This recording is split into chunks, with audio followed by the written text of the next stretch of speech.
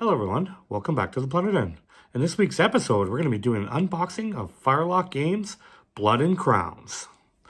So this is kind of an unboxing of the Kickstarter that I got. I can't remember, it's about 6 months ago, I think. I've been kind of building things on the channel, specifically the medieval village that I've been doing recently. And this is why I was building it for this particular game. Now, of course, that terrain can be used for all sorts of fantasy games and all sorts of stuff. But initially, that's what led me to start building this medieval town. And you saw in a few episodes, I did some painting of some of the miniatures. We did the cavalry, and we did some of the archers and crossbowmen, and just some different things on the channel related to this game. But I was kind of waiting for the Kickstarter to arrive, and it just did. So it's fantastic. I wanted to do an unboxing of it, and we'll take a look at all the different goodies in there, and all the different stuff that came in my Kickstarter. And this will really kind of motivate me to get the rest of this medieval town done and all my miniatures painted. There's still quite a few Perry miniatures I want to paint up to, flesh out this game and get all... so I can play bigger games if I want. I have quite a large Blood&Crown games. I'm kind of... Part 3, I'm still kind of working on it. I'm in the midst of actually moving.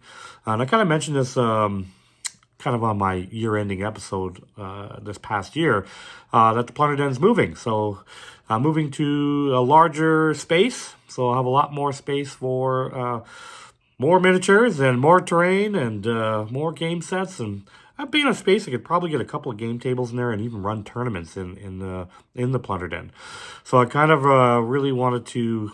I'm in the midst of doing that right now.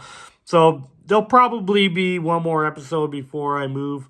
I'm hoping to finish that water wheel. It's coming out real good. It's really going to be a special kind of, maybe like fortified and stuff. You'll see when I'm done. But that's coming up. That's probably the next episode. But this came in the mail, so I figured, well, might as well do the unboxing and check it out. Now, this is all related to that medieval village that I'm building. All right, so let's get down to the table and let's start doing this unboxing.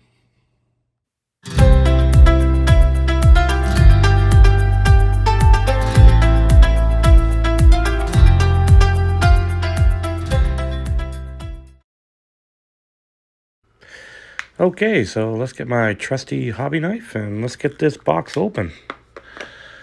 Really excited to check out Blood&Crowns.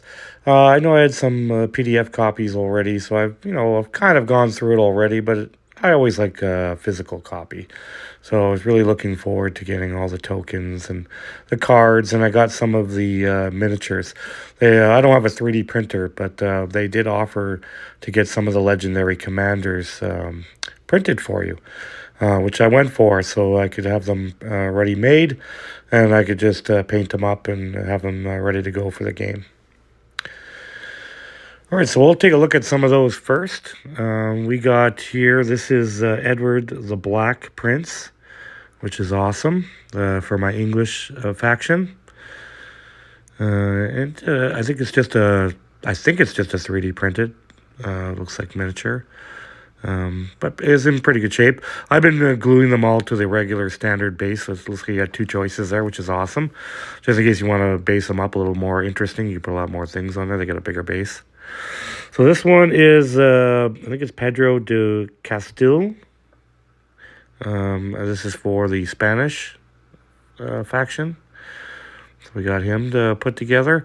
So he's got a little bit of assembly. Got to glue that arm on, and not too bad. Put that guy together. And what else we got here? We got, looks like, this is a pirate one, John Krabby. I think that's the name. And it goes for your pirate faction. So I do want to do the sailing aspect of Blood&Crowns. I might get a friend to 3D print one of those ships. And then, of course, I want to craft a few on here on the channel. And then, of course, we have Jonah Arc here. So those are some of the legendary commanders, which is really cool. I got 4 right off the hop here that I can just paint up. There's more in the book, but definitely have to source out some miniatures for them. So this is your activation decks. Blood and Crowns is probably the most similar to Blood and Plunder. So it has some of the, definitely a lot of the same mechanics as Blood and Plunder. So if you play that game, this will be something really easy to get behind. These are your character cards, and there's faction cards in there, legendary commander cards. All that is in there. Now I got 2 of each, just so I have 1 for each player.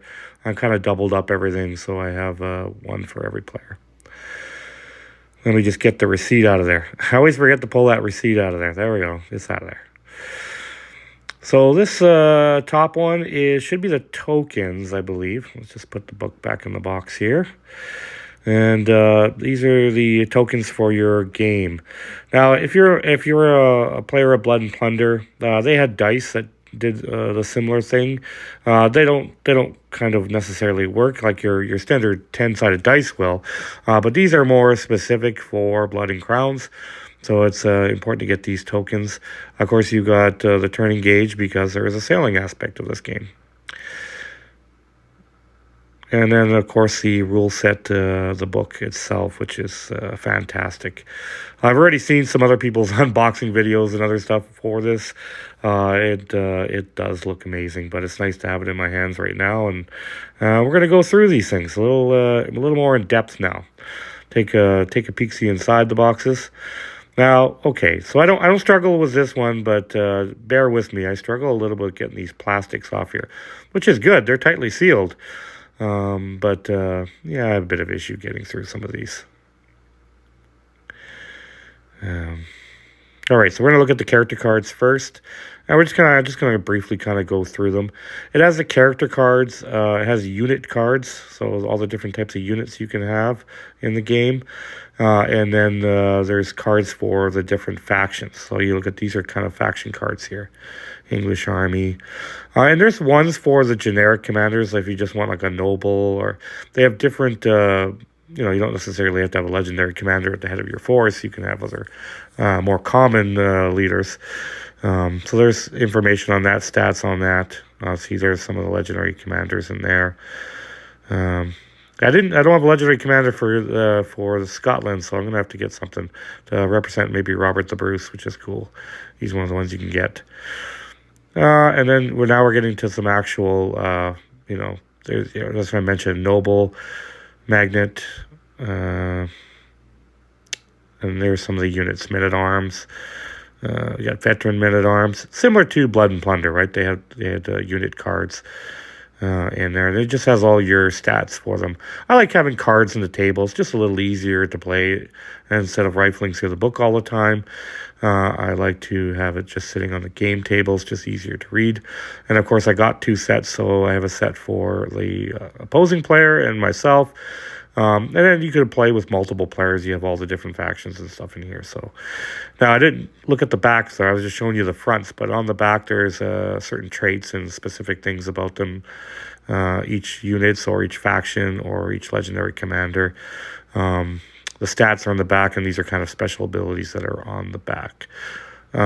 Similar to Blood and Plunder, those cards, those character cards. So it's a lot like that. But these are a lot handier to have on the game table, a lot easier to get through. So let's take a look at the activation deck. And yes, this is the one I struggle with. I know I suppose I could fast forward, but whatever. You guys get to live the struggle with me, cutting through these. You think with a sharp knife like that, I wouldn't have any issues. But I kind of quit early. I think that's my issue, to try to get into this package here.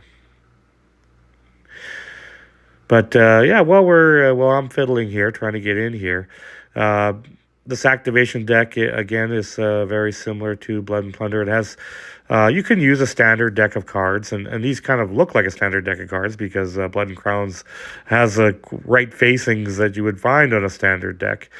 But they have the each suit and each card has different movements based on if you're a veteran or if you're inexperienced, and it's already printed on the middle of the card. So it's a little easier to keep track of. I mean, you can get used to which suit goes first, and that thing, and that's so as a sense. But this gives you, as you can see in the middle, each card has a value and how much you can move. So when you're paying for it on the table and you try to win your it's like a mini war. You determine how much you can move and how many actions you have based on the experience of your unit. Now, they have event cards just like Blood and Plunder. Of course, it's a Joker in here. They got the skull and crossbones in Blood and Plunder, but same idea. Your Joker is your event card. And there's an event list in the instruction manual of things that can happen during the game to alter your abilities to see or fight or move based on maybe weather patterns or whatever it may be, things that happen on that event. So these are the tokens. It's just a punch card, similar to if you have Oak and Iron or the new starter set for Blood and Plunder. They have a lot of push-out tokens, which is, ultimately a lot cheaper than dice. And you can have them all like this, just punched out. And really, it's not really big of a deal to have a flat token as opposed to a dice. I know I got all my tokens I got for Blood and Plunder with dice, but I also got my other tokens, which comes in handy. Sometimes it's nice to have the flat little token on the game table. So there's the turning gauge, wind gauge, all that stuff for the C portion of it. And it looks like you got a little bit of a poster page here, which is awesome. Beautiful work there by Lily there from FirelockGames, who laid out the design and did the art for this book, which is fantastic. She did an amazing job, as she always does. All her designs are amazing. All right, so I'm going to try not to rip this, and we're going to cut this book open. And we'll take a bit of time going through it. I kind of flip through some of the pages. It's such a beautiful book. Did an amazing job in their instruction manuals.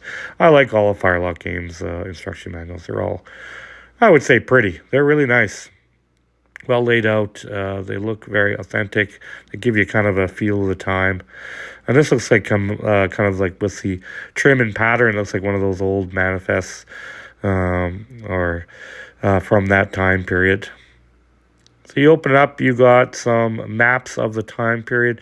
It is similar to other FirelockGames books. There usually is a historical portion of it at the beginning of the book. This kind of gives you a flavor of the time, major events that are happening in the time period. Well, after I get past the table of contents, of course.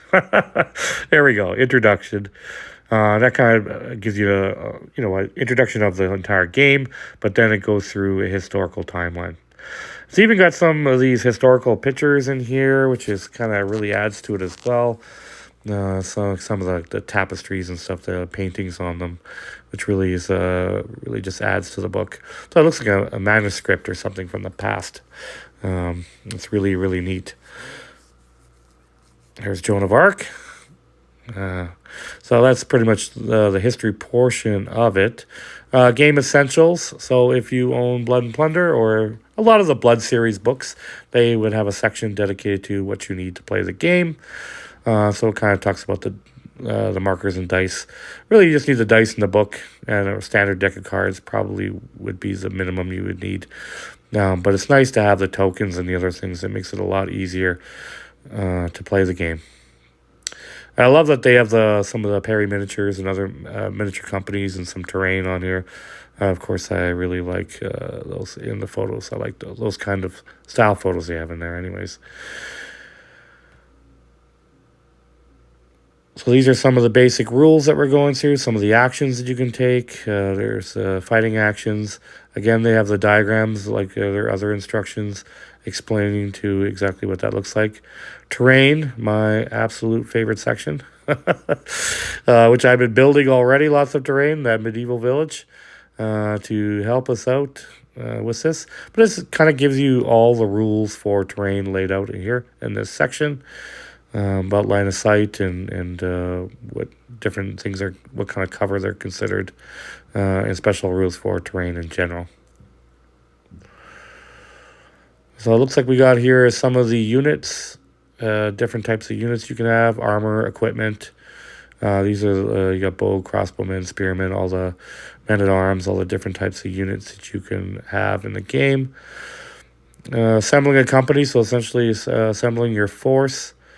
And this kind of goes into some of the more in depth of. So even if you didn't have the character cards, what I'm getting at, all the information is right here in the book. That's what I'm saying. You don't necessarily need the character cards, but it's just a lot easier to play with them on the table. But it's all in the instruction manual. You could have that out and go through all that. So these are some of the special characters. They're in a separate page here with some of their stats. There's some over and above the legendary commanders. There are some of the factions. Essentially, it looks like England, France, Spain, and Scotland, and I believe the unaligned, which would be kind of like pirates. So it's very similar to the different ones in Blood and Plunder. Now, of course, in this time period, there was all sorts of different lords, and there were more fiefdoms, more like feudal Japan than it is one individual country. But over time, they developed into France, England, all the countries we know. I think to simplify it, I think that's what Eric said, just simplify the rules a little bit. He just kind of put them all into countries. It's a little easier to manage. This is a skirmish style game, but it can be used in a large set of rules. This is something different. It's got a sea aspect on it. So the sea battling is similar to Blood and Plunder. So if you're familiar with Blood and Plunder sea battling, this will be very similar. Of course, the weaponry at the time would be a lot different with crossbows and catapults and stuff like that, but no cannons. But I think near the end of this time frame, I think firearms started becoming a thing, basic ones essentially. But anyways, this kind of sets out the rules for sea battling, which is very cool. I understand there's not amphibious rules quite yet, but I'm probably going to homebrew something for for the Plunder Den here. I like the ability to go from sea to land. But I think historically there wasn't a lot of amphibious battles of note. So it's probably, I think that's what Eric said, he didn't include it because it's not really. But I think that other stuff like that in the future will come in future expansions to Blood and Crowns.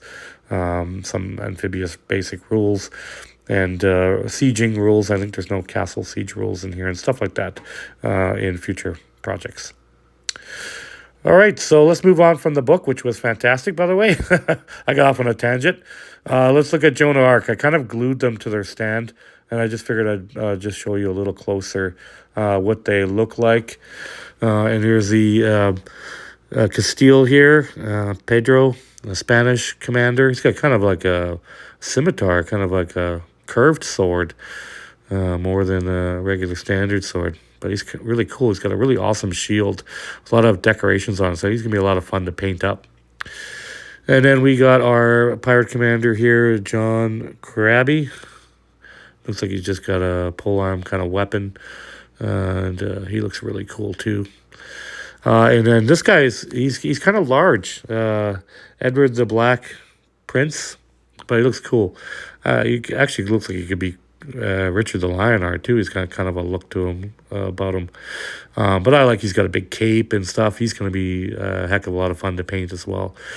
So these are really cool additions to the game. So here's a Perry miniature. Of course, I'm hard at work and trying to get my armies built, but in comparison in size, these are pretty bang on. All right, so that's it for this episode. I hope you guys enjoyed it. Thanks so much for watching, and I will see you in the next one.